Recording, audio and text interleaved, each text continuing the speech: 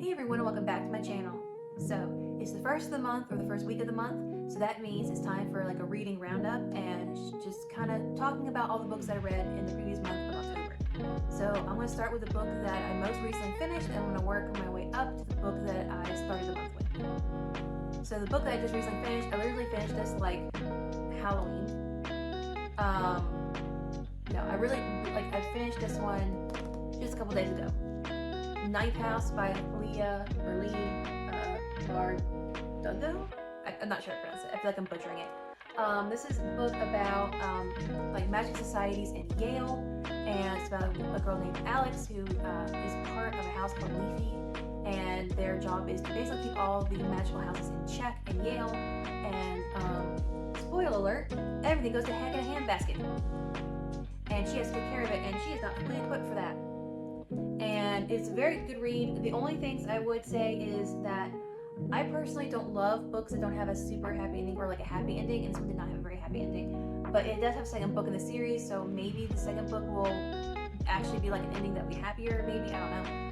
Fingers crossed. I'm going to read the second book, so fingers crossed it gets better. But it just kind of just felt like nothing could go right, and it was just kind of sometimes like mentally a lot to read and take in. I know it had a trigger warning on there for some violent scene. I don't want to say exactly what it was just because of, the algorithm and all that. I didn't realize how graphic that scene was. If I had known, I'm not sure I would have picked this up in the first place, to be quite honest with you. I was able to skim through it and, be fine, but that's something to be warned about. But I don't remember what rating I gave a lot of these books, even though I literally just finished this one a couple days ago. I will put the rating up here for each book. I really should have looked it up before I started this video, but I didn't. So I only have like a few minutes to record, so I have to do this kind of quick. But I did like the rest of this book. I did think the story was interesting, the setting was interesting. I do seem to like things that are like more like magical realism versus like actual like typical fantasy. So I did enjoy that. So the next book is by the same author as the first one. This is called The Familiar. I really enjoyed this one a lot. So the main character in this book is a servant girl in a household. She can kind of do magic, and she catches the attention of some higher ups who have some kind of like magical contest every year, and she kind of gets roped into doing it, and it's a political intrigue and all that kind of stuff with that.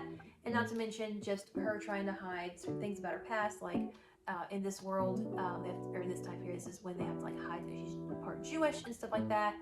And the book's pretty good. This was my second favorite one, I think, for this year. The magic system is not explicitly explained, I feel like, very well, but I think there's like a reason for that. It seems like the characters themselves aren't terribly sure how it works, so it makes sense that it's not explicitly explained like in other books. So I didn't mind that. I mean, it was a little frustrating at first, but after a while you realize, okay, they don't even know how it works, so it makes sense that they wouldn't explain it to the reader. So the next book is this one here. It's Everyone in My Family Has Killed Someone. This is a really good one. I loved the writing style of this. I went ahead, as soon as I was done reading this one, I looked up the author and requested a few of his other books in the library because I really love the art style. It's very unique. I loved it. It's very hard to describe because he's writing the story as if the character is writing it with being an author in mind, and he's going over the rules of how to write a good mystery novel while he's writing essentially a mystery novel. It's fascinating, and I loved it. But it's about this very dysfunctional family where a lot of them have criminal backgrounds and everything, or the family's known for having a criminal background because of their dad, and they all go to some ski lounge in this very snowy area while one of the brothers gets back from prison as a family reunion kind of thing, and the dysfunctions hard, and there's a body that shows up, and there's all sorts of mysteries, and then he's also going through how everyone in his family has killed someone, and it's a fascinating read. It was very good. I listened to this one on because I got the audiobook through the library the same day after I bought it, so I listened to it a little bit, and I also read it, so it was really nice do that tandem. The audiobook is really well done. And then the next one is my favorite book of the month, and that is Wilde's Encyclopedia of Faeries. I love this one. Once again, I really love like magical realism, and it's basically set in the early 1900s, and it's about this woman who studies fairies and the fae and everything, and she's going on like an academic, like not sabbatical, but like an academic trip to study some fairies in like this very remote village in like the mountains, somewhere really snowy. I think it's like in Norway or something, and it's basically just her like getting information for her textbook that she's writing, her paper she's writing, everything like that. And then one of her co-workers, Bramblebee, just kind of just shows up and helps her a little bit, and also doesn't help a lot. And their relationship is cute and everything. It's nice. I do think the love in this just kind of comes out of nowhere, I feel like. I don't know. I didn't love that. I thought that was a little weird, but wasn't enough for me to like, you know, not enjoy the book. It was still a really nice book. Still really fun read. There's nice, slow, and cozy fantasy. I read this while it was like raining outside, so it was the ambiance was just chef kiss on point. But yeah, I really recommend this one a lot. I went ahead and got the second book from the library, so I'm starting that this week. And then I think the third one's not out yet. I think it's not been published yet. I'm not sure, but I'm definitely going to read all three of them for sure. The next one is kind of like a threefer. It's the first three books of the Heartstopper series. I really, really love this a lot. So the story of Heartstopper, if you don't know, I don't know how you don't know, because it's like, it's everywhere. Like even I knew the basic story before I started reading them. And it started as a webtoon, so it's a graphic novel. And it's about this boy Charlie and Nick, and they go to a all-boys school and somewhere in the UK, and they're in high school and everything. And Charlie's out, and he's gay, and he's out and everything, like in school, and so he has to deal with like bullies and things like that. And then Nick, he becomes really good friends with Nick, and he assumes Nick is straight, and so it's just them like getting to know each other and just kind of like falling for each other, and it's so sweet and it's so touching. I definitely like the first book first versus the others so far. I still love all of them, don't get me wrong, but the first one has my heart and I love it. I think that's because of like I've noticed that I really do prefer books and stories that are the forming of relationships and everything, of two characters getting together and everything. Once they're in the relationship, I just don't care about it as much sometimes. Like I don't know, I don't know what that says about me, but that when someone's in a nice healthy relationship, I don't care anymore. Like I don't know what that says about me, but it's got to say something. But it's like it's another reason why like I haven't finished all of the Avatar series yet. Like I'm still on the Court of Wings and Ruin. I always refer to them as the Court of the World. And I was like, oh, the pink one. But anyway, that's the name of it. Just because like I don't know, it's just not as interesting now that they're you know Freya and Reese are together now. Like I don't know. But yeah, I really enjoyed these. The artwork is just absolutely gorgeous. Like look at that. That is so pretty. I read a little bit of the like webtoon like on my phone, and I think it's like in black and white, and it doesn't hit the same without that beautiful like color. So the next one was Fangirl Down by Tessa Bailey, and I really enjoyed this one a lot. I will mention this in another video because I did a video about books I DNF'd, and I mentioned this video because I DNF'd one of her other books, and I almost didn't get this one a shot because I had DNF'd her other one. And I like this one so much that I think I'm going to give the other book another shot just because I like this one so much. This is, obviously, as you can tell from the cover, it's a sports romance about golf, which is one of the reasons I was like, maybe not, because golf is kind of boring, let's be honest here. But it's a really sweet book.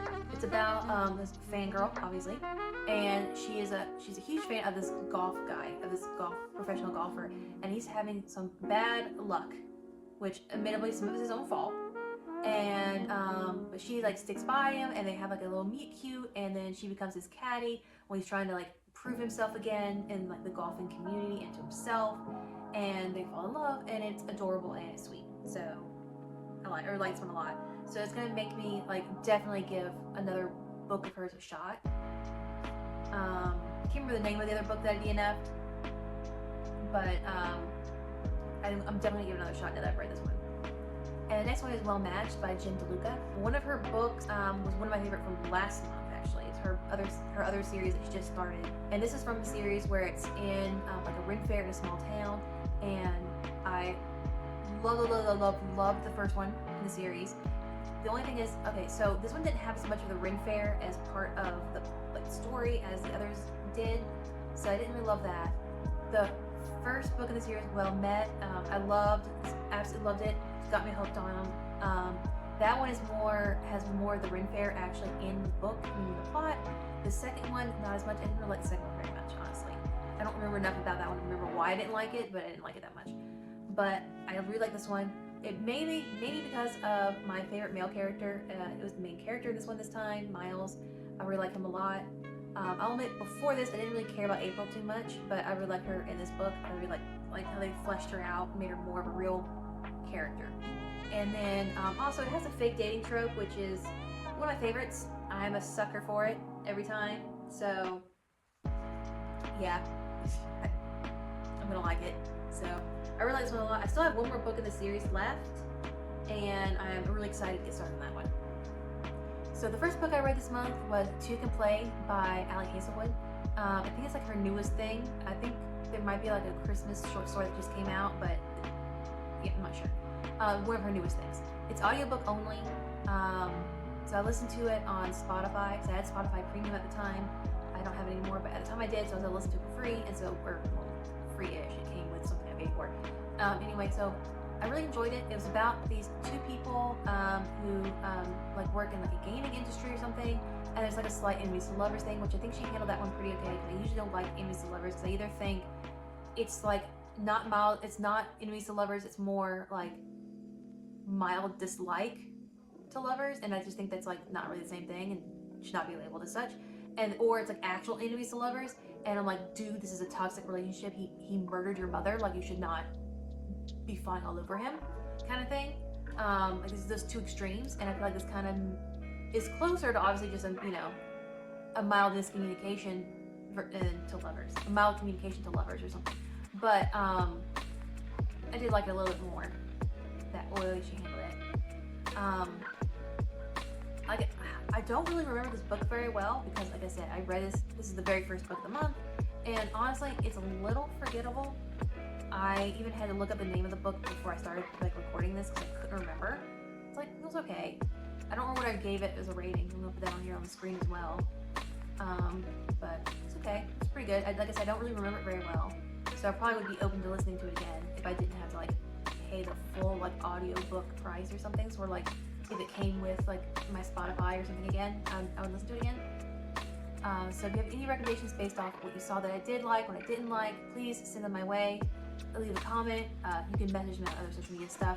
I love book recs. So actually several of the books I really enjoyed this month were book recs from someone else. So I definitely love getting book recs. So please send them my way. And of course, if you like this video, please like and comment. And if you want to see more like it, please hit that subscribe button. Bye!